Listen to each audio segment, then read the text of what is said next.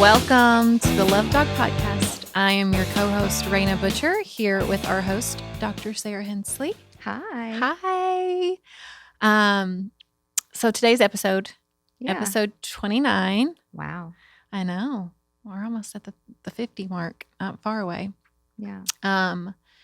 Is That's My Life. Yeah. And so you're going to tell our listeners that they probably already know bits and pieces, because I feel like you're really good about implementing your story and a lot of your content, but in totality, sort of from beginning to end.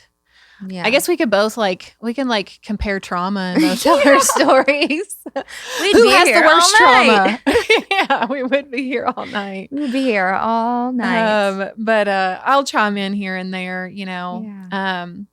But I think, start from the beginning and tell people about your story and how you got to where you are now. And yeah, I think that they'll be intrigued. I'm intrigued. I might learn something, actually. Yeah. I think I was probably fairly mentally ill as a child. Yeah. Honestly, because I had such bad anxiety as a kid. Mm-hmm. Did you know that's what it was? No. Yeah. And it was really hard to describe, right? Because you're a kid, and so you have limited language, right? To describe, your innermost feelings. Mm-hmm. But I had crippling perfectionism, and I think the anxiety was around that because I'm looking at my family dynamic, and I'm like, I don't really know where I got that from, because my parents weren't people that like really pushed me to be some incredible high achievers. Like they were very middle class. My mom had an associate's degree. My dad did have his bachelor's degree. They were business owners though, weren't they? At one point when I was in college, they tried that for a while, and that did not go well. My dad had bipolar disorder, and apparently he had a nervous breakdown when I was 2. So I don't remember it. Right. But apparently it was a very, but very— your subconscious does. Right. My nervous system does, right? And that's the crazy thing, is that we think, well, they don't have any cognitive memories of it as young children, but the nervous system still gets imprinted. Sure. Right. So my dad was hospitalized for a number of weeks. And apparently that time was really, really hard on my mom. I'm sure. And my brother says that he remembers my mom like giving him a bath. He was 3 years older than me, so he was like 5 at the time. And being like, well, your dad and I are getting divorced. And my brother being like, well, who's going to take care of me? And she's like, I will. So, but then they didn't get divorced. Yeah. So he came back home. He was very, very heavily medicated. And that created a journey in his life of being very, very heavily medicated. Yeah. And really— like mood stabilizer medicated? Mood stabilizers, benzodiazepines, all sorts of stuff. Just to give you guys kind of a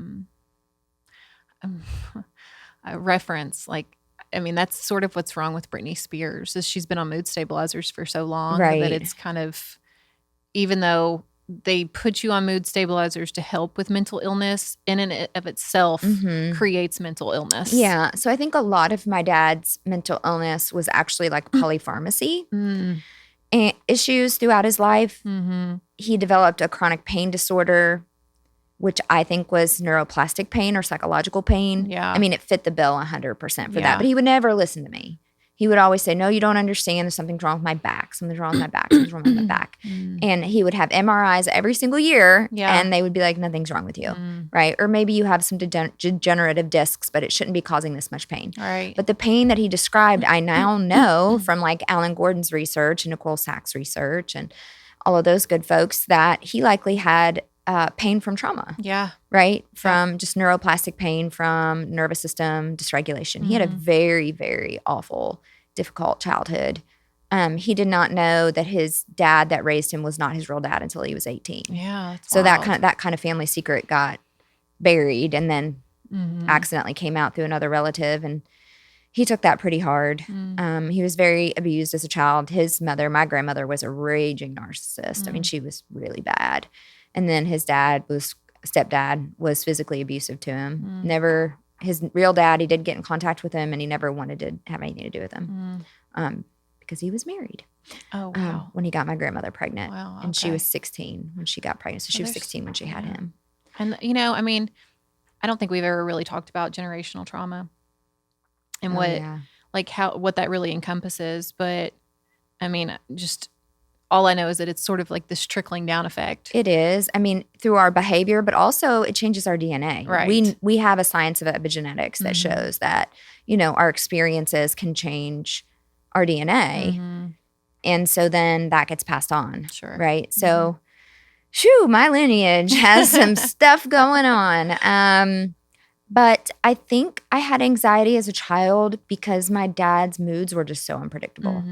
Like you never knew what version of him you were going to get. Right. You might get like happy-go-lucky dad who will like take you for an ice cream cone.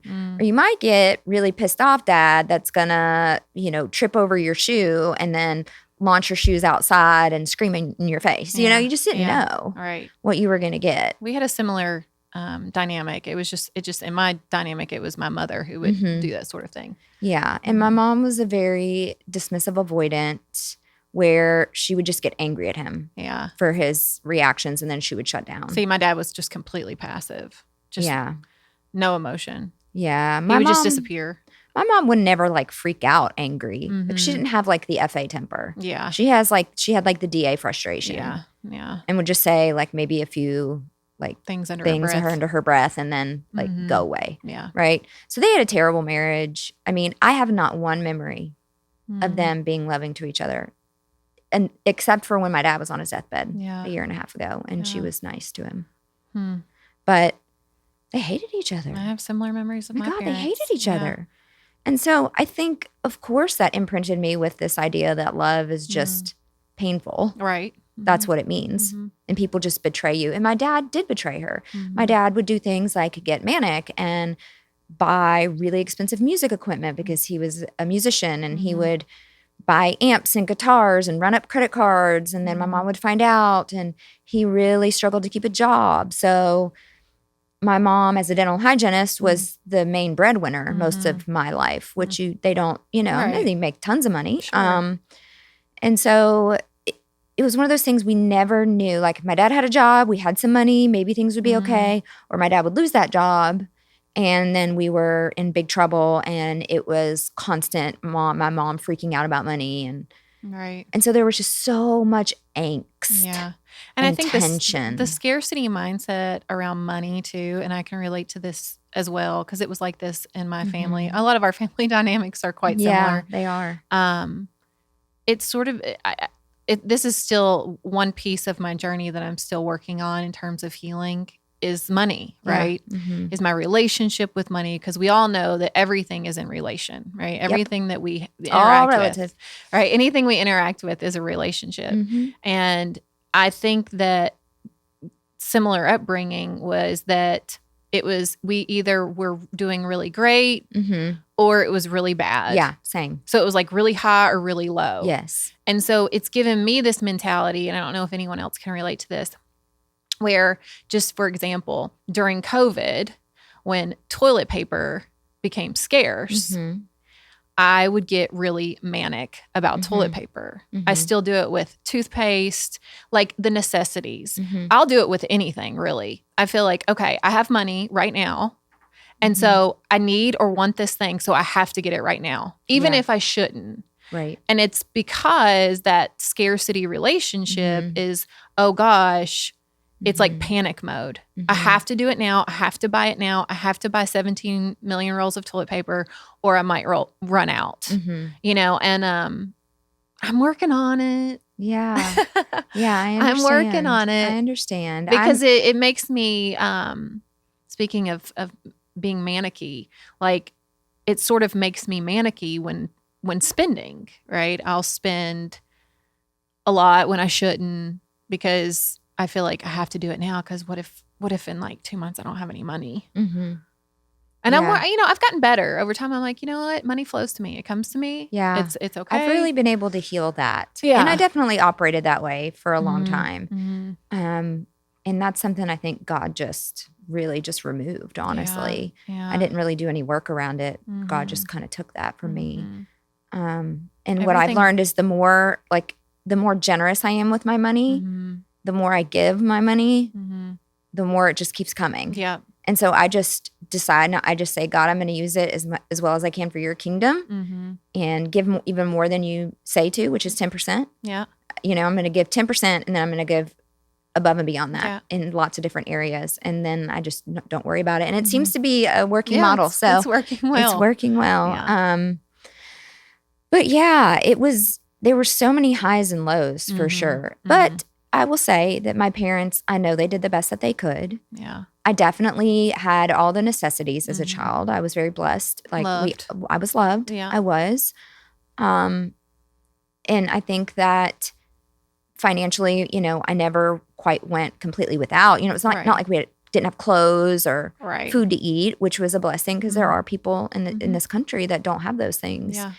And so we were what I would consider probably like lower middle class at times, maybe regular middle class, like when we were doing good. Yeah. But I think the hardest thing around my house was just that there wasn't a lot of like joyous, fun, easygoing, like laughter. There was just always like stress, right? Yeah.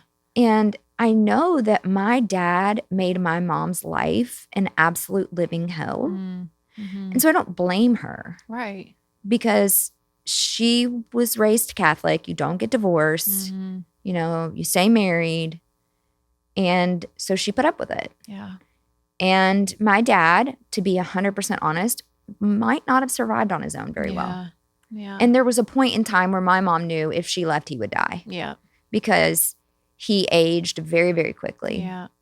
He had his first heart attack at 44. Wow. 44. I did not know that. He did. Yeah. Huh. See, I knew I'd learn something new. So he had very bad heart disease, which was something that always really scared my mom. Yeah. So do you my think mom, that was a side effect of the pharmaceuticals as well? Who knows? Yeah. It's probably a combination. I mean, he just didn't take care of himself he smoked, he drank, he ate whatever he wanted to. Took multiple meds. So many medications. Didn't move a lot. Did not move. Did not exercise. He wasn't even mobile at the end, was he? He was not mobile. He was in a wheelchair at the end of his life. So he died, it would have been a year this past April. So it's been about a year and a half. Yeah. And he wasn't mobile for years. Yeah. And it was really, really sad because my mom, on the other hand, is like complete opposite. My mom's freaking beat pancreatic cancer. She's a go-getter. And she still can go and jazzercise. She looks great. Looks great. Speaking of, I'm looking for a partner for my mother. Oh. I'm thinking about using my platform to try to find her somebody. Oh, okay. Yeah. Let's find Joanna She's Man. done a lot of healing work, Yeah. She's done a lot of work. And she has. And so pretty and attractive. so beautiful. Yeah. She looks 50. Yeah, she does. She looks freaking 50. And She's got a nice 74. body. Yeah. Yeah. Yeah. So I might do that. And she's kind. Very she's kind. She's a kind woman. My mom, here's the thing. My mom always showed up for me. Yeah. My mom would bend over backwards to show up for me in my childhood. Yeah, I could say the same thing. I remember when we lived out in the country and we had this gravel driveway and we lived like right on this edge of the snow belt of Ohio, which funny enough, people don't realize that like Ohio has a lot of like Appalachian territory. Yeah. Right? Yeah. Or Appalachian territory, I should say. I don't want to get in trouble for saying Appalachian. Appalachian territory. Say it right. I know in school they teach you Appalachia. It's not. It's Appalachia. Yeah. And so it was like the outskirts of the Appalachian territory. And everybody sounded very Southern, which is interesting because people think, well, like the Cincinnati area has a very strong like Northern accent. Yeah. And then like this like South, like Central Ohio to like the Southeastern part, getting down close towards, Kentucky, There's some rural West Virginia. parts in Ohio. Very, very. And that's where I basically grew up, was very rural Ohio. And so we had this like gravel driveway and it snowed and my mom fell down and broke her leg, like a nasty, nasty break, like all the way up her leg. Like she had to have surgery. She had to have pins in her leg. She had a cast that was like a full leg cast. Do you know that woman drove to work 30 minutes every single day, would prop her leg up on a box to do dental hygiene because she was our only source of income. And then I'll never forget that when I was inducted into National Honor Society, she had a limp for a really long time. She had just gotten her cast off and she could barely walk down that floor, but she did it with me for National Honor Society. So my mom always showed up for me. And for that, I am forever grateful. There is something about like mom superpowers. Like, you hear about those moms that like pick up cars, off their children and stuff. Me too. Me too. I totally get it. Dad, on the other hand, if you wanted anything from my dad, you had to tell him over and over and over and then remind him again like 5 minutes before. He was just so checked out. Yeah. I don't know if it's because he like smoked a lot of weed or if it's because I don't know. The pharmaceutical stuff. Polypharmacy, drinking. I mean, I don't know. I knew your dad for a very short period of time, towards the end of his life, and only probably saw him, I don't know, half a dozen times in our friendship. Yeah. And you could tell that he wasn't he was not all there. No, for sure. He was in the early stages of dementia again, but we don't know if that was polypharmacy. Sure. The polypharmacy only got worse as he got older. Yeah. Because then they added pain medications. I mean, they put him on OxyContin down here in Kentucky. Yeah. Like we have such an opioid crisis. We still do, but 20 years ago, there was nothing but pill mills. Right. And they moved to Southern Kentucky. And so, of course, he went to pain management and they gave him all sorts of stuff. Yeah. And he was never the same. No. Not that he was rolling well before that. He had a lot of problems. But as a child, I was extremely high achiever, very anxious over my grades, very wanted to be a top athlete. So I was in competitive dance and cheer. And then I remember some negative things like having to quit dance when my dad lost yet another job. We ended up having to move the end of my 7th grade year. We were supposed to move the beginning of my 7th grade year, but I made the cheerleading squad and my mom wanted me to be able to stay. So we lived in an apartment and my dad went up and lived in outside Columbus where he had gotten this new job. And then, you know what he did to my mom, which was crazy? He was living in one of his relatives' older farmhouses. He got fired and then did not tell my mom for 6 weeks. And then my mom's just watching the bank account go down and what? Why haven't you gotten paid?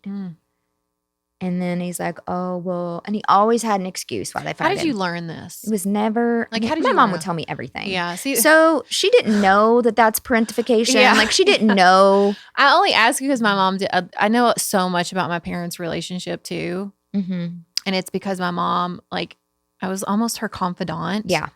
And I'll be honest, it probably did more damage than anything. Yeah. It's, but they just didn't know any better. No, they didn't. And, I look back now and I'm like, she had sort of isolated herself for so long with the 4 of us. The 4 of us were her life. And then, when my parents got a divorce, it was later on. And so I was the only one at home at the time. She had sort of isolated herself for so long. She didn't have a ton of close friends. My mom didn't either. And so I was all she had. And she was in severe pain, severe emotional pain. And so even if she wasn't in severe emotional pain and she'd come to me and I don't think she would have realized it. But then you add severe emotional pain on top of it, there would have been no way that she recognized what it was doing to me. Absolutely. But it was killing me. It was killing me for sure. Yeah. My mom would kind of vent to my brother and I. And my mom didn't have any close friends either because she was too busy working and doing absolutely everything. My dad did legit nothing. My mom cleaned the house. My mom ran us around. Occasionally maybe my dad would run us around if my mom was like, you have to pick up the kid, right? Yeah. And he could maybe pick us up and take us home. But he wasn't. Yeah. See, my mom didn't work. She was a stay-at-home mom our whole life. Yeah. My mom, she did everything. So I kind of see my mom's life when I was a child of her just trying to get through the day. Yeah. Survival mode. And that makes me so sad for her. Yeah. No wonder you were anxious. Yeah. The female role model in your life lived in constant anxiousness. Yeah, that's it was really all good you insight. had. It was all you saw. And so I think that drove my high achieving in school. Sure. Yeah. Because my mom was like, don't ever depend on a man. Yeah. Because they'll let you down. Yeah. You have to be able to survive. You have to have a skill. You have to this. So I was like, okay, I better do good because I don't ever want to go through this. And yeah, Makes sense. the only reason I was really able to, I think about my first marriage and I'm like, oh my gosh, had I not had a decent career of my own, imagine being a stay-at-home mom and trapped Trying to get in out of that it. Yeah. abuse for life. Yeah. Well, and I mean, I think a lot of your clients are in that situation, whether male or female. I mean, probably more so female than not. But I mean, I just had a call with somebody the other day. Very similar situation. She wanted out. I don't know what the level of abuse. We didn't get into that, but she did talk about, that she hadn't worked for years and that it was really hard to try to find a job, when you hadn't worked for years. Right. And I think that's why, like, I really don't like the whole, we need to all be trad wives now. I'm like, no, you don't do that. It's not a good idea. No. Because what, you going to trust that person forever? Yeah. I mean, maybe they'll work out. Yeah, that's what we all want. Yeah. That's not what we all get. No, don't be the trad And wife. I know how messed up everybody is out there. Create an empire that works itself. Yeah. And then you can do whatever you want. That is true. Yeah, so I was very high achieving, but I was, oh boy, the most traumatic teenager on the face of the earth. Yeah. And I'm raising 2 girls. Should we get our journals out one episode and read our journals from when we were like 13? I don't even know where mine are. Oh, honey. I have a ton. Oh, I wish I would have kept stuff like that, but I didn't. So many. And it was probably like, so yeah, Ross was really mean to me today. And who knows what I even said in there. I would love to pull them out though. Oh my gosh. Because I was a very dramatic I always had too. friend drama. Yeah. Always had friend drama. Friend alliances constantly shifting, constantly changing, always feeling like I was stabbed in the back. Yeah. I was bullied in high school. I was very popular in high school, but it didn't make me feel any better because everybody, there was, it was like you can be popular, but people still treat you like crap. Yeah, people still hated you. Yeah, and in fact, I think it made it worse. Yep. I had the same experience. It made it worse. I had the same exact experience. Because the women, I guess we'd call them women at that age, if they felt like you were prettier or more popular or whatever, if you were they wanted to take you down. Yeah, for sure. Yeah. I'll never forget, there was homecoming court, and the way our school did it was like you had a freshman attendant, a sophomore attendant, a junior attendant, 2 senior attendants, and the queen. I think they told me I was the only one in the history of the school that had been nominated every single year and never got it until I was homecoming queen. Yeah. So I was never an attendant. I always got beat out by somebody else. And then I ended up being homecoming queen. Oh, wow. Which was really cool. See, I walked all 4 years, but did not win homecoming. Gotcha. But we had basketball, football. In fact, Lauren never lets me forget. She's like, well, I was homecoming queen. This is my other friend. But I walked every year, but it was different at our high school. Like they picked 4 from each class to walk. Gotcha. And then it was always a senior that won, obviously. Yeah. Yeah. But always the bridesmaid, never the bride over here. You were the most beautiful bride last year. Yeah, that's true. You got to be the bride. I finally got in to your be white the bride. dress. That's right. And then I got into Miami University, which was a pretty competitive it's a great school. College. Yeah. My boyfriend at the time, who was a raging narcissist and who was super emotionally abusive. And that's another thing I think that there was subconscious crap that I had to work out around. Why didn't my parents protect me from these awful boys? Yeah. Like, my parents knew how awful my high school boyfriend was. Like, he would like scream at me and hang up the phone on me, and I would be crying and telling my mom. I don't think my mom ever once said, you need to break up with him. Yeah, get rid of him. Right? I think my mom's relationship history obviously was so messed up that like she just didn't have a reference point to what was good. Was it and that, healthy. or was it like by the time that we got there, here's what I feel like happened with my parents. By the time that I got there, my parents were checked out. So it was it was just like it. I mean, my mom, of course, I remember like when my heart was broken multiple times in high school by my high school boyfriend who also sucked. Like I remember her, like those were the times that I felt like my mother was really soft. The only times that she was really soft where, she wanted to comfort me. She wanted me to be okay. But at the same time, no, my mom was like, get rid of that asshole. Never mind. She so was. She was like, get rid of him. My mom was very much, there was an element to her that was very pro having a man in your life. Yeah. Which was also weird because, again, my dad My dad was just my dad. I don't know. Yeah. But so I think that shaped like that first relationship, that first love really shaped me because it was extremely abusive. He cheated on me chronically and I would find out about it and I would have a meltdown and I would hate these girls. I would hate these girls he cheated on me with. But then take him right back. I know. It's crazy how much our stories are just so similar. Yeah. It's wild. Crazy. And then I dated him so my whole freshman year of college, I dated him. And then it was at the beginning of my sophomore year. I came back home. We had a summer together. I went back to school. He did not get into Miami. He went to Ohio University. And so we were at separate colleges.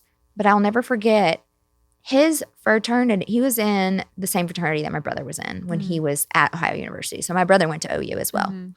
And they had like an alumni event or something like that. So my brother goes down for this alumni event and my stupid boyfriend is making out with some girl at this fraternity event where my brother was. My brother's the one that told me. And I was like, that's the final straw. I'm breaking up with him. And then he invited me down to work it out.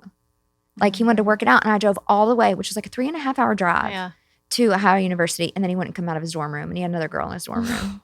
I think I told you that story before. You have, yeah. Which again, something. And broke my heart. I was devastated. It is so heartbreaking. I was devastated for literally over a year. Yeah. I will say this. There is no heartbreak like the first love. Oh. Man, like I couldn't eat. I couldn't sleep. No. I lost so much weight. I mean, I just like whittled down to nothing when Ross broke my heart.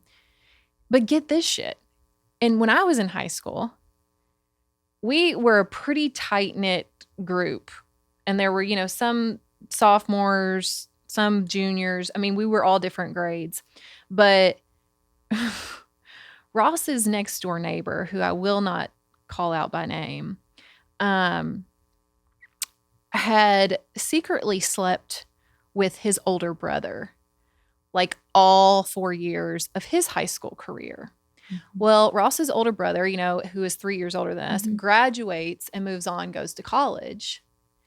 And this same neighbor, who was one of my best friends. Yes, Sarah. No. Yes. This same neighbor, once Ross's older brother leaves, starts sleeping with Ross. And started sleeping with Ross. Damn it. She was a year older than us. That makes me want to throat punch that guy. Well, and her.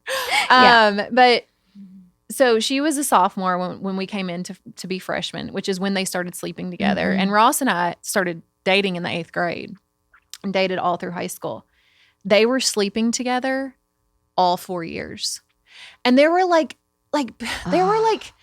looking back, a gut punch. Oh man. my gosh, looking back, all the signs were there. Yeah, all we the ignore signs them. We were just there. freaking ignore them. And then we all go on this big senior trip. Again, the girl in question, who I won't name, had moved on and was a freshman in college, but still came on our senior trip with all of us, a big group of us. At this point, Ross and I are like in one of our broken up stages or whatever, which happened a lot. We were on again, off again. And shit hits the fan. Dang. Everybody comes clean to me while we're in Panama City on our senior trip that Ross and unnamed girl have been sleeping together for 4 years behind my back. I know. And the thing is, the worst part of it was I lost every friend that same night because everybody knew. Yeah. Every single person I know. knew. Yeah, same thing happened to me. And Lots it was, of people knew. you want to talk about a gut punch. Thank God. Reagan at that time, who was 2 years older than me, my older sister, she had just had Madison, my niece, and her dad was from Panama City, and she was in Panama City. She was living in Panama City. Oh, dang. And there I was on my senior trip, felt like I'd been betrayed by everyone that I'd ever been friends with. And my sister came to my rescue. Oh. And she came to my rescue. And again, the worst part was once it all came out, there sat Ross, an unnamed girl, and they had zero remorse. In fact, they looked at me, and I'll never forget, because I'm like sitting on the bed, like bawling, crying, like in my feels. Ross walks in, looks at an unnamed girl, and says, "Come on, let's not stoop to Raina's level." Oh my His goodness. exact words. His exact worse. I know. Yeah. I know. And Gosh. I mean, that's Dang. that's a Yeah. Well, no and that's why I wonder. continued to choose really shitty men Yeah. after that. Yeah. My choices didn't get a lot better. I'll tell you that much. No. So then I really didn't date anybody in college. Like I went on some dates, hung out with some guys, but Nobody serious. nobody serious. Same. Couldn't really find anybody that, I wanted to really date. So college felt very lonely in that aspect because a lot of my friends had boyfriends. Yep. And I felt like, why can't I find a boyfriend? Yeah. Like I'm not a bad looking chick. Like Yeah. why can't I find a boyfriend? But, in Miami, I don't know, Miami of Ohio is like beautiful girl central. That's it. Yeah. I'm And so sure. all these like average looking dudes were able to score these hot chicks I bet. because it was very, it was like 60% female or something. So we had an advantage in the population. Yeah. And so the men were more scarce. Yeah. But so I didn't really date anybody in college. Then I meet my first husband right out of graduating. My parents had moved to Southern Kentucky, which is where my dad's side of the family is from. And they opened a business. And I met his stepmom through that business. And she set us up on a blind date. And that boy gave me like 3 weeks of this intense love bombing that I had not felt. I had been with these like on dates with these mid dudes who, didn't give me a second look. And then here's this guy that comes in and says that I'm the most beautiful, awesome Southern thing. Prince Charming. Southern man, super chivalrous. Drove a nice truck. Yeah. Big guy. Muscular guy, jacked, and I'm like, wow. Yeah. And then I was kind of like the new girl in the small town because I was living with my parents and I was getting ready to go to the University of Texas to do an externship because I took a year off. I didn't know if I wanted to go to law school or grad school or what I was going to do. I knew I loved psychology, but also, I knew how long the training was and I didn't know, like law school is just a much shorter route and probably a more like monetarily lucrative route. Right. So that was, something I was trying to decide on. And fell head over heels, obviously. Totally love bombed. And then I have to leave to go to the University of Texas. So I have this intense 3 weeks with this guy where we are together every single day, spend the night every single night together, just staying up all night talking, just having the time of our freaking lives. I'm 22 years old, right? Just out of freaking school. And then I leave to go to Texas. And then he's up there the next week for like a week and a half. He came and stayed with me. He's like, I can't not be with you. And then he's like, I'm going to go home. I'm going to figure this shit out. I'm going to move up here. Yeah. And I was like, all right, cool. Ghosted me. What? I didn't know that either. Yeah. Ghosted me. Then I find out he gets back together with his high school girlfriend. Of course. Right? Red flag. And that wasn't enough to not marry the dude. Red flag. So, Oh, the red flags that we see now. Oh gosh. I just want to beat myself over the head. I know. There are no mistakes, though. No. There aren't. I got 2 beautiful girls out of it. That's right. Yeah. So I spent that year sad about him. Well, a whole year went by? Almost a whole year. Not a whole year. Gosh, what was it? That was in August of 2004. And then so my internship was over, or my externship at the University of Texas was over in May. So I was there until May. Okay. And then I came home. Yeah. And then I actually run into him. I'm like driving next to him in Somerset. Like I go back to visit my parents. I already got accepted to the University of Kentucky. I decided, I'm in love with psychology. I want to do psychology. Got accepted to the University of Kentucky. So I knew I was going to be going there. So I was like staying with my parents, getting ready to move to Lexington. And I freaking just run into him and he like he flags me down on the road. And I'm just like, he does. I'm like, you know what? I want to hear his freaking excuse. Yeah. So I pull over and I was like, no, you know what? Just call me. You have my number. Just call me. Yeah. I was on the way to get my hair done. Yeah. So I was like, I didn't want to miss my hair appointment. Yeah. So he calls me and he's like, I owe you the biggest apology. Like, I I got so in my head. I was so scared. I never felt like that before. Blah, He gave me blah, this blah. whole elaborate story about how he cared about me so much. It scared him so much. He just didn't know what to do. And he just knew that I was going to be in Texas. And, you know, he was actually getting ready to go to he was transferring to Center College on a football scholarship. So he didn't want to give up his football. He was going to give up this football scholarship. That makes sense. Right. Yeah. And I'm like, why didn't you just call me and tell me? Right. I mean, 22-year-old so he went, guys don't know how. Yeah. Anyway. Some 42-year-old guys don't know how. Yeah. Let's face it. They don't all grow up. Yeah. And a lot of women don't grow up either. That's very true. So, you know, it's not just the men. Yeah.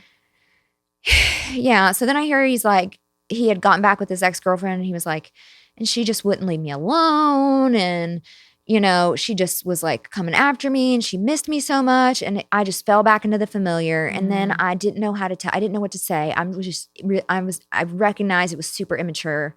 I just wanted to tell you how sorry I am. He's like, I'm not going to bother you.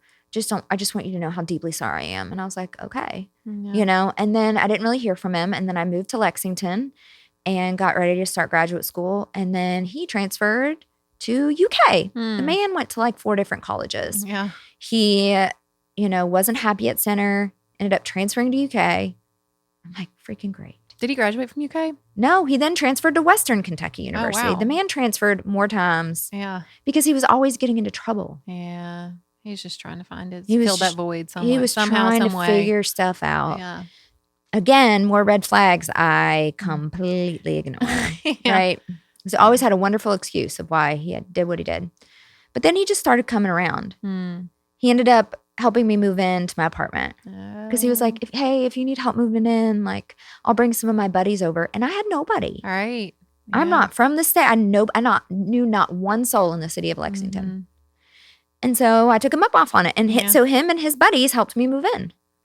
Then he just started coming around and I let him back in. All right.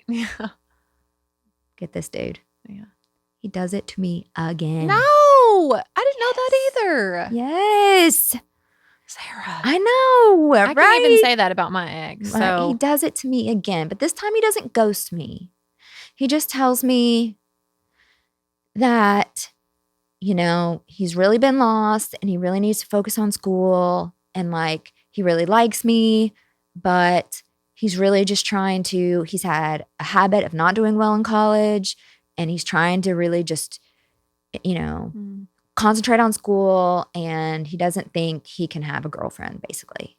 So he was, I mean, he had So he a brain. gave me an excuse. Well, I mean, maybe that I feel like that's almost sort of mature. Well, that's what I thought. Yeah. But it wasn't honesty. It was a lie. It was a lie. Total freaking lie. Okay. Ex-girlfriend again, who went to UK.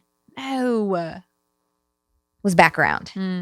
So that was the excuse. And I thought, okay, that is mature. So now the flags are fluorescent. Right. Absolutely glowing fluorescent. Yeah. Yeah. And then her parents actually made her stop seeing him. Because of his partying and bad behavior. So did then, you know that then? Huh? Did you know I didn't that know that then. I did not know that then. Something you found out later. This was all something I found out later. I didn't know he was dating her. Okay. So to my credit, I thought he was just trying to focus on school. Okay. I didn't even know he was seeing her because this was before social media. Right. You have to understand. You weren't in the know. There was no Facebook. Yeah, the good old There days. was no. I didn't know what he was doing. It was a huge campus. Yeah. I wasn't running into him. Took his word. Yeah. I was just took his word. Then I was visiting my parents that summer for like a couple of weeks. I went back to Somerset and was visiting my parents. Ran into him again because he was a little bit younger than me. So I was in graduate school. He was finishing up college. And he's like, I think I've gotten my head on straight. Like I'm actually just going to go to Western to finish up. And like I decided I actually want to be in this construction management program. And this is what I really want to do. And this is like going to be my final transfer. So then we started dating and we were really, really inseparable. And then we dated through his like last year of college at Western. Did he graduate from Western? He graduated from Western. He actually took an extra semester, so it was a year and a half. And, So y'all were doing long distance? We were doing long distance. No doubt he was probably cheating on me the entire time. But I was in graduate school. Yeah. I was still partying. He was in college, still partying. Yeah. We saw each other on the weekends and partied and had a fantastic time. Right. Lots of physical chemistry, lots of partying, very not responsible behavior, not a mature relationship, a weekend relationship. Then he proposed to me like right after he graduated. And I was like, okay, yeah, I love you. Let's do this. Yeah. Then he moved up with me in Lexington. And that's when like the real abuse started. And I was already engaged. I was already paying for and planning a wedding. And I'm remembering going, I should not marry this man. But when all your friends have gotten married and you are getting married and feels you like had already step. shown off the ring and like you were already in it and having bridal shower and doing all these things. And the further along of our engagement, the worse the abuse got. But I felt trapped. Yeah. Because I felt like I can't bear the shame and of calling off this wedding. I think, too, you just have that thought of like, well, when we get married, it'll be better. Okay. Yeah, it'll be okay. It'll be better. Yeah. It'll be better. It'll be better. It'll be better. Yeah. No, it didn't. It only got worse. Yeah. And then, I mean, he ended up getting a really good job right out of college. He made really good money. He was a really good provider. So there was that. Yeah. And of course, I'm a poor grad student. Right. So, yeah. You know, I really, again, was relying on him to sort of support us. And another reason I kind of stayed in the abusive situation. And then, I don't know, you know, I just convinced myself, literally, this is how dumb I was. Maybe if we have a baby, he'll settle down and stop drinking so much. Yeah, and stop being so awful. Yeah, that's not a dumb thought at all. I think lots of women have that thought. So I got pregnant. I mean, we planned it. He's like, yeah, let's have a baby. I was like, okay. Got pregnant with my first. After she was born, it went so far downhill. It was so bad. The abuse was so bad. I had complications with the pregnancy. She had to be born at 35 weeks. I had a lot of very significant and serious postpartum complications. He did not support me one bit in those things. My mom literally took care of me. Yeah. Every time that I was sick, injured, had just given birth, anything that I needed in my marriage, my husband couldn't give it to me. My mom came and helped. Yeah. So thank you, Mom. Yeah, that's what moms are You for. helped me survive that. That's right. 10 years of my life. Yeah. And you helped my babies survive that 10 years. I ended up having 3 different surgeries after Gabby was born. I didn't know that either. Yeah. It was awful. And I didn't recover for like a year almost postpartum. And boy, did he treat me like absolute shit. Oh, I'm sure. Telling me what a terrible mother I was. How I was just, everybody else can have a baby and be fine. Why couldn't I have had a baby and be fine? What was so wrong with me? Like, why do I have all these problems? Yeah. And just shamed the hell out of me for having these postpartum complications and having the surgeries and all the things that I did. And then on top of it all, you have a newborn. I have a newborn who's premature. Yeah. Yeah. And then I was just in sheer survival mode. And then 6 years after that, I mean, there was so many times he was arrested for domestic violence one time. I'll tell that story. Have I told that story? I don't want to repeat myself on the pod. I don't know if you have. I mean, maybe I've heard it before, but Lexi wasn't born yet, right? No, Gabby was 3. And there were just so many instances. We got in a fight. And I told him I was calling his mother because his mother, I had a very enmeshed, awful, like, we really have a very strange relationship now because our relationship was so enmeshed because I was always calling her like, your son's out of control. What do I do? Yeah. And it was like her and I together trying to figure out how to control her son. Right. And that was the dynamic. There. Yeah, it was very codependent. And I remember I walked out into the garage with my cell phone and he was 5'11", and a solid 230. He was a big guy. Big dude. He's a really big guy. He said he was 6 foot, but I know for real he was 5'11". Yeah. But he was 230, and most of it was muscle. Yeah, he was big. He's a big dude. freaking tackles me from behind on the concrete floor. Keep in mind, Sarah's like 5'2". Yeah, I'm like 5'3". Yeah. 5'3", thank Okay. you. She's 5'3". Yeah, and like $120. Yeah. Right? Tackles me. I thought he broke my wrist, but he didn't. I ended up like... Why? Why did he do it? Because I was going to call his mom, and he didn't want me to call his mom and tattle on him for being an asshole. Well, then behave. I don't know what to tell you. But that was also a very codependent thing to do, Sure. right? Yeah. And then I remember like I opened up my car that was in the garage and I was trying to crawl in my car. Mm-hmm. And I was 1 inch away from having that door shut. And he grabbed my foot before I could get it. And he yanked me back onto the concrete. And then he just destroyed me. And I was black and blue. And so he's pissed drunk. Yeah. So then... Did you know he was drinking heavily at that time? I had no idea how much, no. Yeah. Yeah. No clue how much. Yeah. And then my brother had just had his first child. He lives in Chicago. My parents were visiting my brother in Chicago because he had just had a baby. Yeah. So I call my brother. He calls the police. The police show up. Before the police show up, it took like an hour for them to get there, which is crazy. That is crazy. Yeah, I don't know why it took him so long. He took my phone, my iPad, my computer, locked them in his truck, and made me sit on the couch in the dark while he sat on the steps. And waited for the police, or? He didn't know the police had been called. When he knew that I had, actually, the way that I called my brother, which was bizarre, I found an old computer. And I think I instant messaged my brother that this was happening. And he called the police. So I didn't actually call my brother. I actually sent him an instant message. Because it was my old laptop that he had not found out about. So this was while he was sitting at the top of the steps. I'm like, remember that in this desk drawer, I have this old laptop. So I get this old laptop out. I fire it up. Instant message my brother.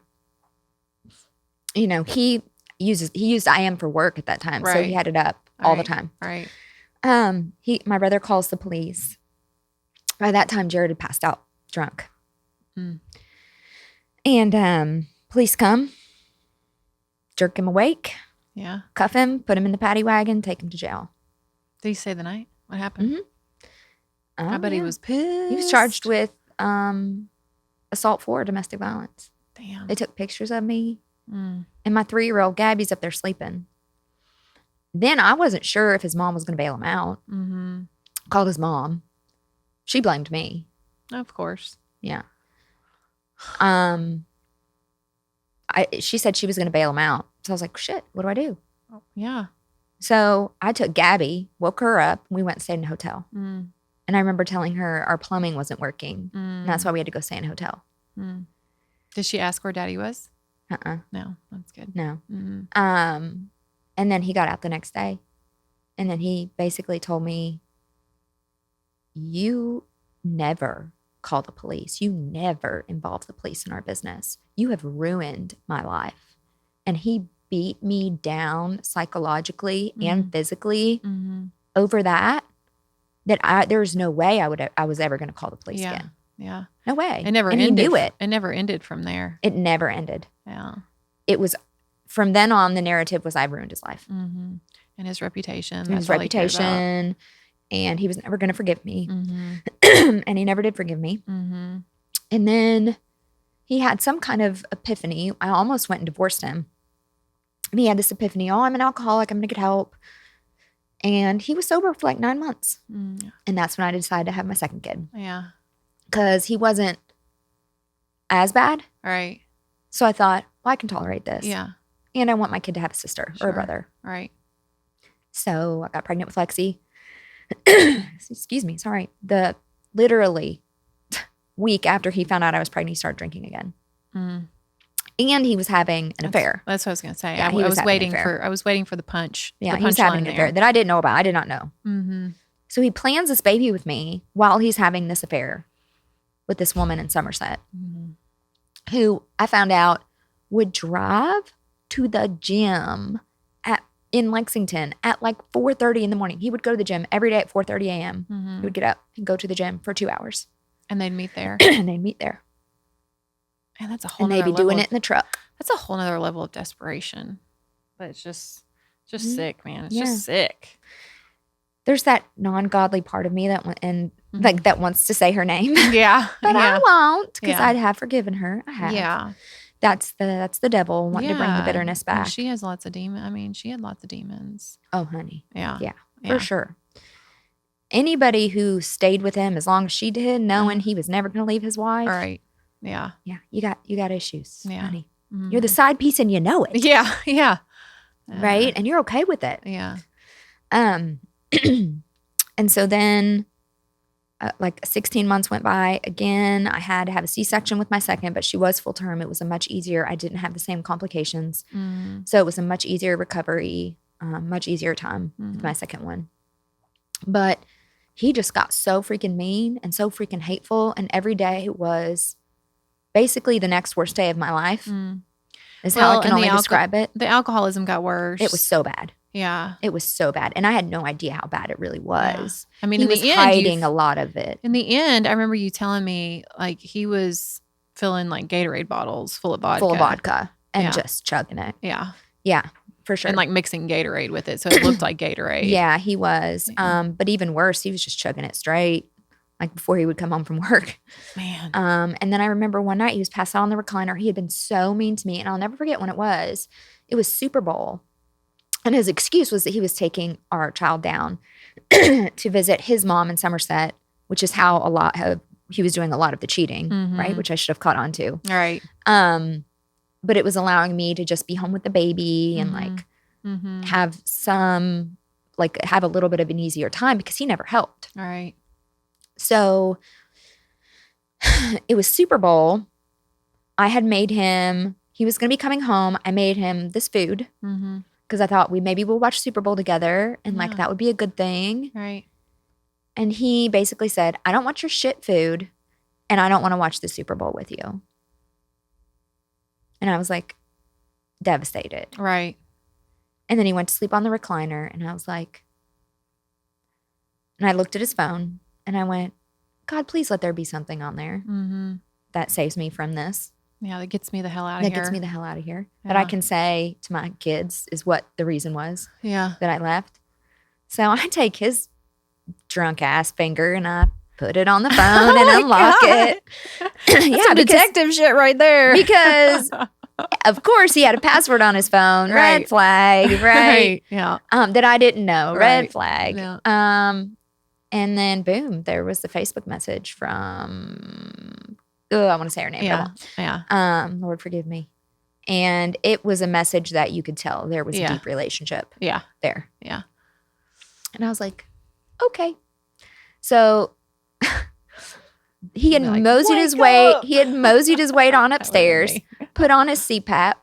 And I had just sat there. I was just sitting there. I was like, I don't know what to do. I don't know what to do. I don't know what to do. So I took my time and I screenshotted everything and sent everything I found on his phone to myself. Yeah, smart.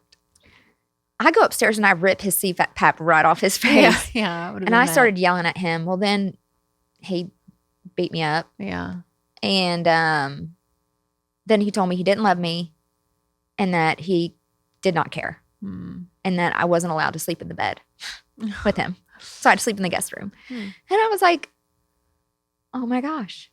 Yeah. If I what stay am I in doing? this, Yeah. What am I doing? I am the lowest form of human on the earth. I must have absolutely no self-worth. So the next morning I drove to the attorney's office and I filed the paperwork and filed for divorce. Congratulations. And I texted him the picture of the paperwork. Yeah. And was like, because that night he said, why don't you put your big girl pants on and go fucking divorce me then? All right. If that's what you want. Done and done. And that's when, that's when shit got really bad. It got so bad. But I also feel like, and a lot of your like loyal followers know what happened. But I feel like it's when shit got really bad that is what ultimately catapulted you to where you are now. Yeah. I will never forget, there was one morning I was pacing in the guest room. This was after he moved out. This was after we were divorced. So he wouldn't move out from the divorce. This is when we met. Yes. This is when Raina and I met. He would not move out. So the whole 8 months we were going through the divorce process. We actually had 2 master bedrooms in our house, one downstairs, one upstairs. So he moved into the downstairs master.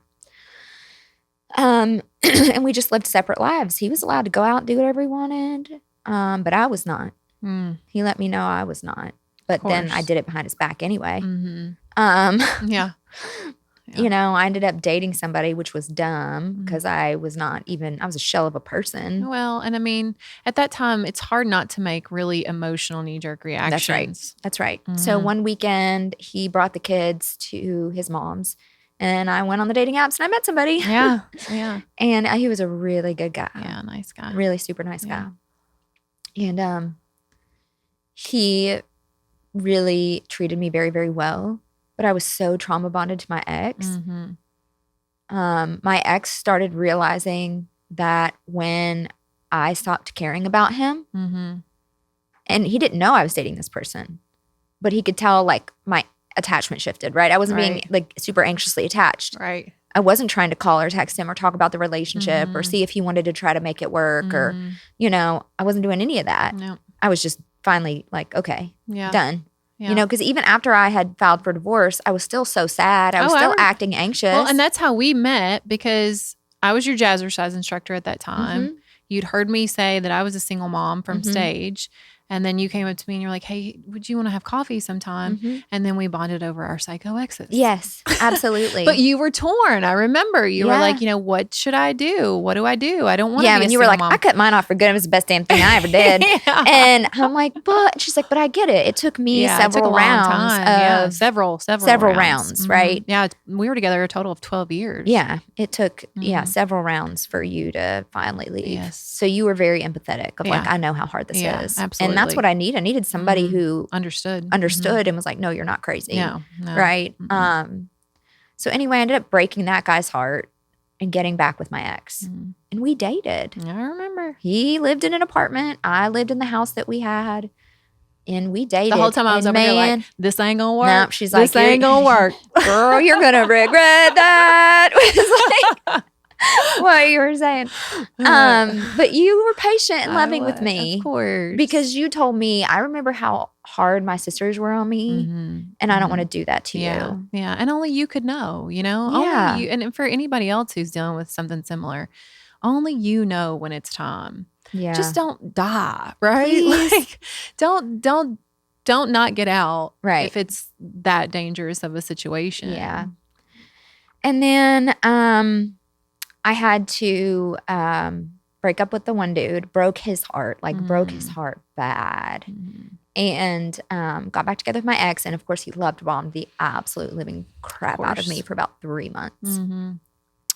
Then he found out that I had dated somebody, lost his ever-loving mind, keyed my car, broke into my house, set a bunch of shit on fire in the driveway. And then that is when I called the guy I had ended it with and broke his heart and told him, and he took me to the courthouse to file an EPO. I remember all this too. So I'm forever grateful for that. Yeah. I hate that I broke his heart, but I'm thankful that he was a clear-headed person. Yeah, he was. And then we ended up dating again, and then I ended up breaking his heart again because I just wasn't ready. Yeah. Then I dated a DA, which was a shit show.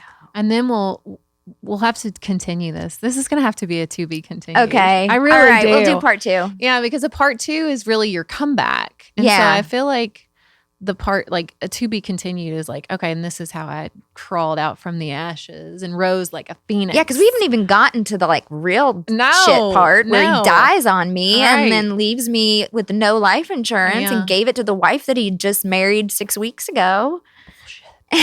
Complete bullshit. Like the policies I paid into for 10 years. Yeah. But I'm fine with it. Yeah. It's fine. Mean, you've done the work to forgive too. And then my mom got cancer. My dog died. My boyfriend left me. He died. And I had a nervous breakdown. Yeah. And that's how we'll wrap up. Cliff Notes version there. And that actually is a really, really great segue to thank our sponsor because, there's nothing like a nice pair of sheets if you are going through a terrible situation. If you're going to have a nervous breakdown, you might as well do it in style and comfort. And luxury. But for real though, I have so many pairs of Cozy Earth pajamas in my cart right now, and I'm just adding more. Yeah. Because I have never felt pajamas that are as nice as the ones that they gave us. And they're running some fantastic sales right now. In addition to that, you can go visit their website at cozyearth.com, mention the promo code LoveDoc, mention that we sent you, and you can get 40% off. I doubt you can combine coupons, they don't like when you do that. But 40% off if you do mention the LoveDoc. But I will say last night, so it was cold in Kentucky. And freezing. We had our first snow today, actually. It was really beautiful. But I want to say how thankful I was for my Cozy Earth sheets. Oh, so good. Because again, they're temperature controlled. So never too hot, never too cold. When you slide in, they get warm and you get cozy. In addition to that, I also had my Cozy Earth PJs on, both of which are made of viscous bamboo. Luxury. So soft. So soft. And they have the matchy pajama sets. So if you want to do, the whole family Christmas shindig with the matchy PJs, we're doing it. We're doing our Christmas photos tonight, actually. Aww. In Christmas PJs. So we're going to attempt to do it with the chickens. We'll see how it goes. Are you serious? We'll see how it goes. Each of you hold up a chicken? We're each going to hold a chicken. We have these pajamas that say Santa's crew. So I bought like little Santa hats for the chickens, and they have like these little scarves. Guys, there's going to be chicken poop everywhere. We'll see how it goes. Okay. We don't know how. We're so different. Yeah. We're going to see. We are so different. Taking the chicken. Yeah. Meanwhile, I'm like, get up here, girl. Come on, jump up here. But anyway, so thanks again to Cozy Earth. Thank you, we Cozy are so Earth. appreciative of you. I'm obsessed with Cozy Earth, Yes, actually. we love your products. We can't encourage you, all of our listeners, enough to go visit cozyearth.com and tell them that the Love Doc sent you and mention promo code LoveDoc at checkout. And you can take their post-purchase survey and get a free pair of Cozy Earth socks too. So we'll just leave it at, I had a nervous breakdown. Yeah. To be Come continued. back to see what happened. Be continued. Come back and listen to Dr. Hensley's comeback story if you haven't heard it before. But even if you have heard it again before and you want to hear it again, it's worth listening to again because it is a story of freaking sweet. It's a story of hope, right? It's a story of heck yeah. tenacity and strength, and like I said, rising from the ashes like a phoenix. I think we both kind of have those sorts of stories. But if you can relate, then you should come back and listen. So, but in the meantime, if you are interested in Dr. Hensley's services, please go check out her website at thedatingdecoder.com. And until next time, peace, love, and perspective.